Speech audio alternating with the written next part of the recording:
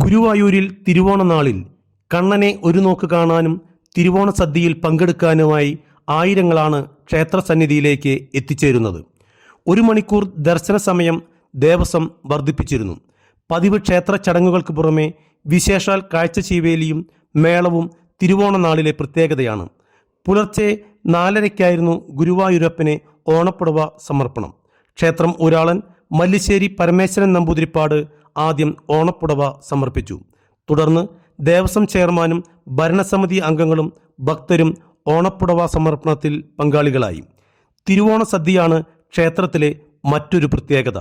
10,000 പേർക്കുള്ള സദ്യയാണ് ദേവസ്വം ഒരുക്കിയിരിക്കുന്നത്. ഉത്രാടനാളിൽ ഭഗവാന് ലഭിച്ച കാഴ്ചക്കുലകൾ ഉപയോഗിച്ച് തയ്യാറാക്കിയ പഴപ്രഥമനടക്കം വിഭവസമൃദ്ധമായ സദ്യയാണ് നൽകുന്നത്. രാവിലെ നടന്ന കാഴ്ചശീവേലിക്ക് കൊമ്പൻ ഇന്ദ്രസൻ കോലമേറ്റി. ചുവല്ലൂർ മോഹനവാര്യരുടെ നേതൃത്വത്തിലുള്ള മേളം എഴുന്നള്ളിപ്പിന് അകമ്പടിയായി. ഉച്ചതിരിഞ്ഞും രാത്രിയിലും വിശേഷാൽ കാഴ്ചശീവേലി ഉണ്ട്. രാത്രിയിൽ തിരുവോണ വിളക്കും ഉണ്ടാകും.